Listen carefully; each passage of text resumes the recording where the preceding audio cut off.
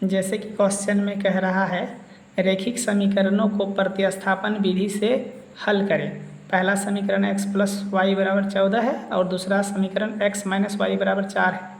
तो पहले हम लोग प्रतिस्थापन विधि से इस समीकरण को हल करते हैं, उसके बाद आगे हम आपको समझाते हैं किस प्रकार इसको हल किया जाता है। पहला समीकरण जैसे दिया है x प्लस वाई बराबर 14, हम ले लेते हैं पहले समीकरण 1 से, लिख लेते हैं यहाँ समीकरण 1 से। जैसे हम समीकरण 1 से लिए हैं तो इस प्रकार से हम इसको x प्लस वाई बराबर 14 लिखे हैं ना, तो x बराबर 14 लिखते हैं और इस y को इस साइड ले आते हैं बराबर के इस साइड, तो ये माइनस हो जाएगा। x का मान आ गया जैसे 14 माइनस वाई। अब x का मान हम लोग 1 से लिए हैं तो 2 में रखेंगे। x का मान 2 में रखने पर, 2 मतलब समीकरण 2 में रखने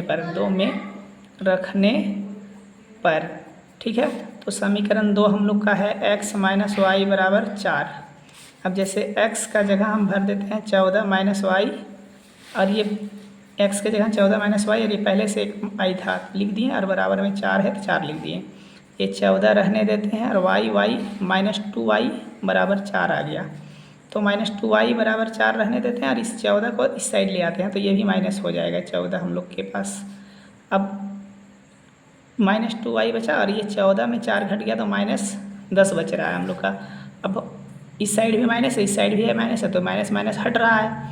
अब हम y का मान निकालेंगे तो 10 जाएगा ऊपर और 2 जाएगा नीचे, 2 पंचे 10, तो y का मान हम लोग के पास 5 आ गया। अब y का मान हम लोग समीकरण 2 में रख लिए हैं, तो y का मान 1 में रख देंगे।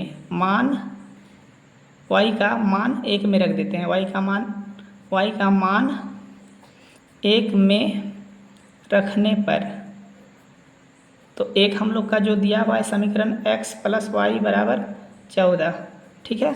तो x का मान हम लोग यहीं छोड़ देते हैं और y का मान 5 लाए हैं, तो 5 लिख देते हैं और बराबर में 14 है तो 14 लिखें। अब x बराबर 14 हो गया और ये 5 को इस साइड ले आएंगे तो माइनस हो जाएगा, तो x बराबर 14 में 5 गया 9 बचता है। तो यही हम लोग का आंसर हो गया, x का मान 9 और y का मान 5।